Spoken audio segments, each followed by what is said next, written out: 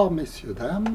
Alors ce soir nous sommes dans le cours 312 d'art dramatique et je vais vous parler des accessoires au théâtre ou dans la comédie pour les comédiens. Entre autres ici c'est un accordéon, mais ça pourrait être toutes sortes d'autres accessoires. Un comédien qui fume, ou alors le commissaire Maigret avec sa pipe, ou Popeye avec les épinards. Les accessoires au théâtre ou dans la comédie.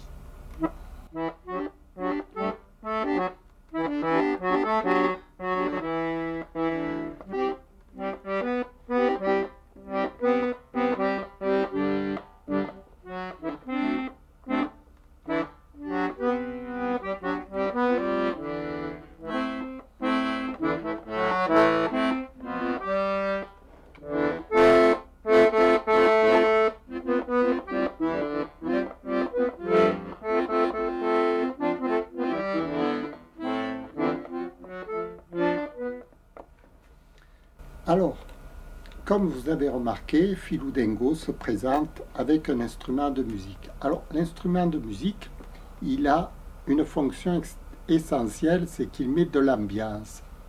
C'est agréable pour un comédien qui est seul sur scène. Il faut un peu qu'il y ait du bruit, enfin de la musique.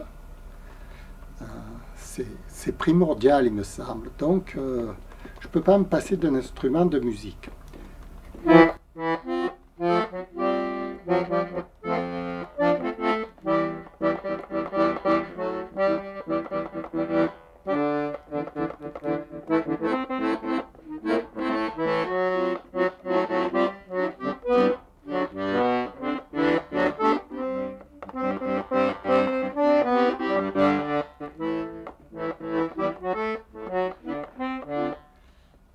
Bon.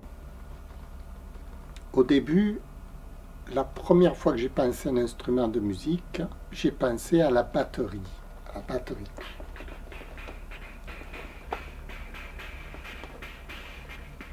Je trouvais ça génial. Génial parce que la batterie, ça rime.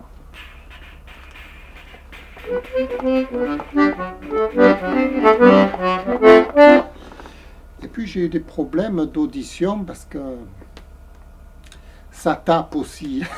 La batterie, ça tape. Alors, je me suis reconverti avec l'harmonica diatonique. C'était pratique parce que je pouvais l'amener dehors. Et avec l'harmonica, on peut se laisser aller à des mouvements comme ça. On peut faire du mime tout en musique. Et ça, c'est fabuleux. Fabuleux.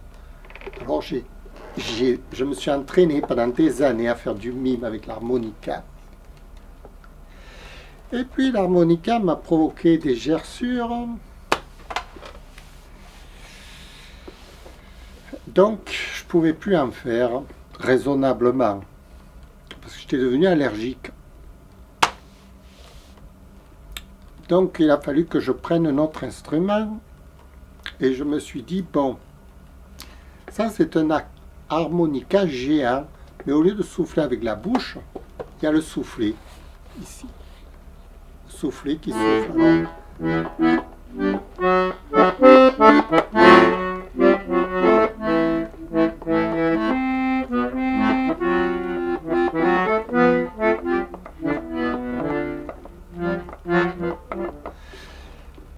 Et j'ai pris un accordéon diatonique comme l'harmonica diatonique. Voilà, pour pas être trop perdu. Parce que si je pensais prendre un saxophone ou une clarinette.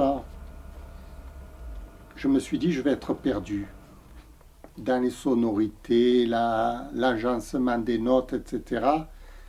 Et même un accordéon chromatique ne m'aurait moins convenu parce que j'avais joué de l'harmonica diatonique. Donc je suis déjà habitué à ce système de sonorité. Donc pour reprendre tout à zéro, mieux vaut se lancer dans un truc déjà qu'on connaît. bien que ce soit très différent à maîtriser, il n'y a rien de comparable.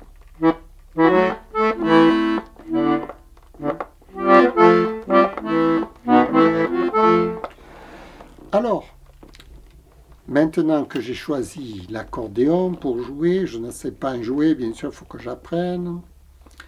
Mais disons que je serai un comédien qui apprend à jouer de l'accordéon en public. Pourquoi pas? Parce que ce qui est important, c'est le message qu'on a à dire. Le comédien est là pour faire son numéro. C'est pas forcément un numéro musical qu'il doit faire. Ça, c'est pour les musiciens. La musique appartient aux musiciens. Mais le comédien, lui, peut se permettre de tapoter sur un piano, tapoter sur une... C'est un comédien. Donc, il peut se permettre la fantaisie.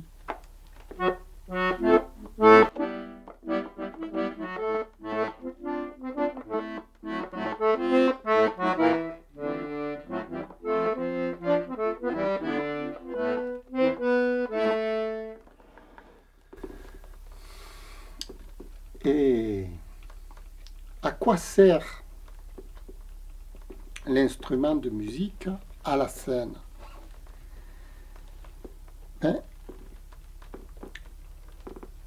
L'instrument de musique est très révélateur de la sensibilité du comédien, parce que la manière dont je vais utiliser l'objet en public va révéler mon caractère, ma sensibilité, mes émotions.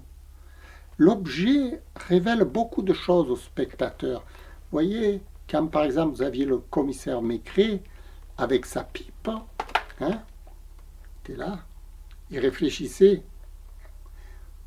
et puis il aimait cette pipe. Il aimait tellement fumer la pipe que ça se sentait à l'écran. On sentait que c'était quelqu'un qui aimait le tabac. Et ça, c'est agréable pour le spectateur, parce que le spectateur apprécie le plaisir de l'acteur.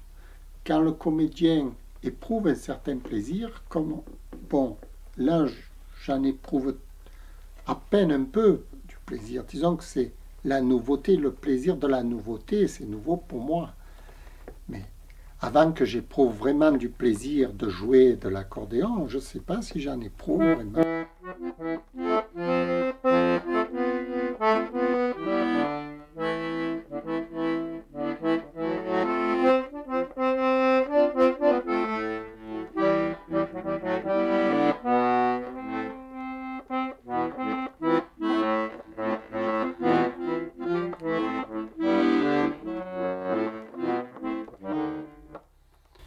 Le but, c'est d'entraîner le spectateur dans un plaisir actif. Comme là, par exemple, jouer de la musique, c'est un plaisir actif. Comme un footballeur, quand il joue au ballon, quand il touche un ballon devant la caméra, c'est un plaisir actif. Et donc le spectateur est entraîné dans l'action, une action plutôt plaisante, et il prend plaisir, parce que le plaisir du spectateur n'est pas à négliger tout de même. On joue la comédie pour répandre le plaisir à la scène, pour faire plaisir aux gens. C'est primordial. Il ne faut jamais oublier ça. D'ailleurs, ce soir, c'était mon but. Mon but, c'était d'essayer de vous communiquer le plaisir, tout simplement. parce que ça va vous faire du bien. D'où le spectacle bio. Le spectacle bio fait plaisir aux gens. Dans une forme intelligente.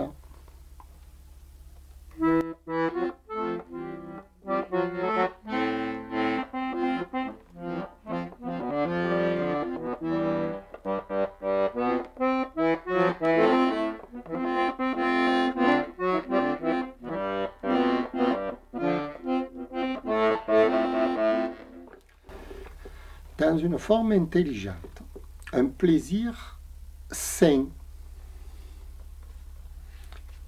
Et il faut qu'il soit sain, parce que s'il n'est pas sain, ça va dévier vers la perversité. Et ça va plus du tout être un plaisir gratifiant. C'est un mot à la mode, la perversité. La perversité, c'est quand on dévie les choses, on manipule, on embarque, on triche.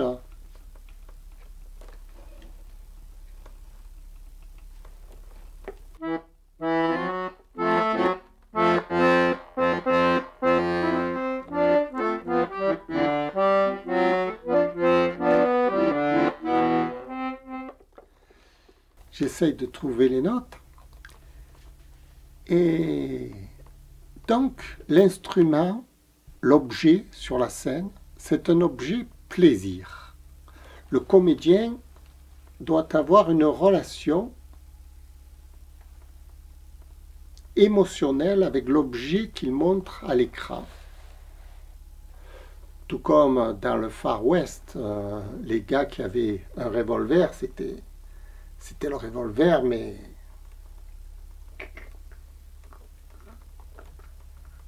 c'était le plaisir d'avoir l'arme, vous voyez, plaisir de...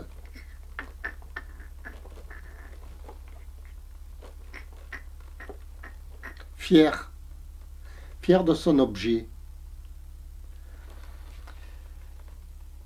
Et fier de son chapeau, fier des objets qu'on a sur scène, c'est pour communiquer aux spectateurs une espèce d'allégresse, une espèce de joie de vivre, pour que le spectateur lui-même se reconnaisse et il éprouve les mêmes émotions. Et quand il sort de là, il se sent des ailes. Il est allé voir un beau film avec un acteur qui l'a fait rêver. Le rêve de l'acteur. Les acteurs comme ça qui vous amènent dans des rêves fantasmagoriques. C'est très fort, c'est très bon. Je pensais à Patrick Devers. Vous voyez, il vous amenait dans une espèce de fantasme.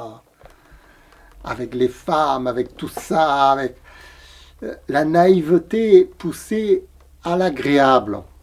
Il voulait transformer son monde en un monde agréable à vivre. Et le spectateur partait dans son délire, avec Depardieu et Devers. C'était quoi, les valseuses, non? Le film, avec Miu Miu. Vous voyez ce film? Où ils sont avec Miu Miu, ils apprennent un coup toi, un coup moi. C'est l'objet poussé au plaisir, poussé au fantasme de l'amusement, poussé... C'est... l'acteur qui éprouve comme ça le plaisir de son objet va le communiquer au spectateur. Et alors, l'objet doit être nécessaire à la scène. C'est-à-dire qu'il n'est pas là pour rien. Il est là pour combler un manque et non pas le comédien au service de l'objet. Très important ce que je dis. Parce que si vous voulez, quand je joue là, ici, sur scène, l'objet n'est pas important pour moi. Je travaille pas pour l'objet, c'est-à-dire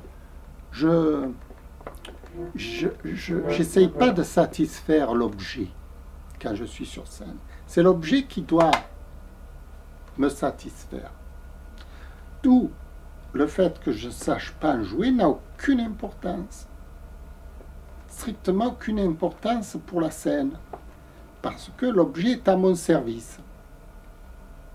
Je pourrais le prendre, le casser, mais bon, si je le casse, ça veut dire que je ne suis pas une personne viable. Il faut que j'en prenne soin du fait, parce que je suis une personne attentionnée.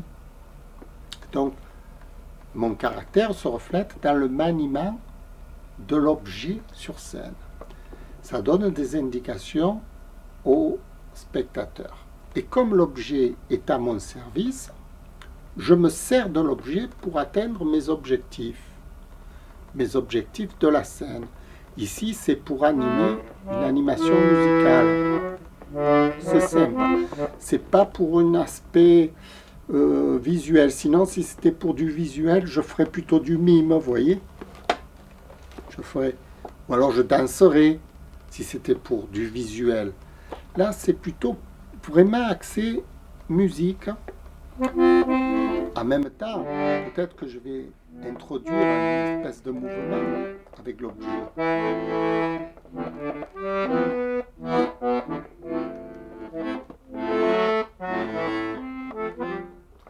Ça, ce sera un peu plus tard quand je le maîtriserai un peu mieux. Parce que on ne peut pas tout faire non plus, mais bon, on avance petit à petit. Et donc, l'objectif principal, si vous voulez, c'est très important. Par exemple, Maigret, je reprends Maigret parce que je l'aime bien avec sa pipe. Vous remarquez que Maigret sans sa pipe, ce n'est plus Maigret. Parce que c'est la pipe de Maigret qui permet à Maigret de réfléchir. Regardez-le bien. Il prend sa pipe, il humecte et il réfléchit. Sans la pipe, il ne peut pas réfléchir à la scène. Parce que s'il réfléchit à la scène comme ça, sans la pipe, ça ne passe pas. S'il prend la pipe et qu'il fait ça, le fait de humer la pipe tout en réfléchissant, on se rend compte qu'il réfléchit. L'objet est au service du commissaire qui l'aide à réfléchir. Vous voyez? Mais le commissaire a des objectifs de trouver qui est le coupable. Et donc il prend sa pipe pour mieux réfléchir. Le comédien, par exemple, moi je prends l'accordéon pour les transitions. Quand je m'arrête, je ne sais plus quoi dire.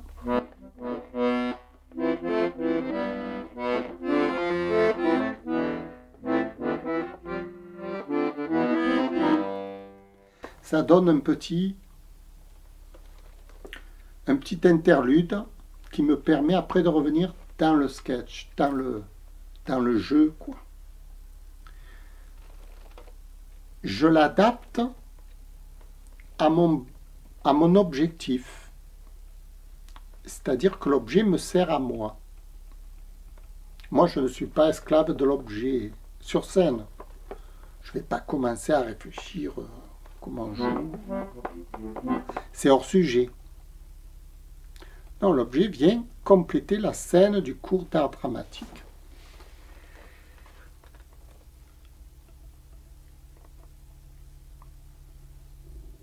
Je pense que c'est un cours intéressant sur les objets, les ustensiles, au cinéma, à la comédie.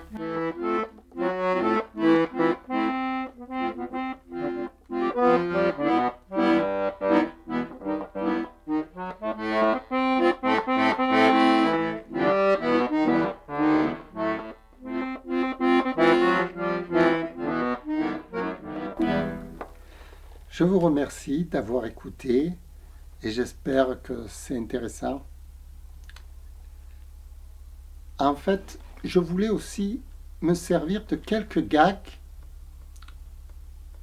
pour rendre encore le cours plus amusant. Faire des petits gags. Et ça, je travaille là-dessus en ce moment. C'est-à-dire, là, je vous ai fait un discours sur un cours d'art dramatique. Et comme j'introduis l'accordéon, en même temps introduire des petits gags.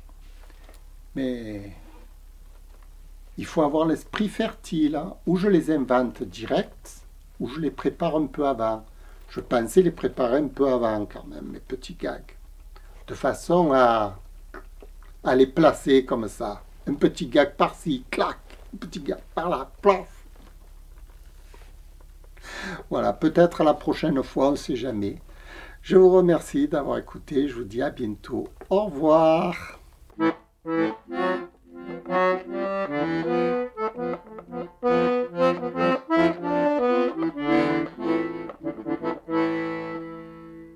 Merci, au revoir.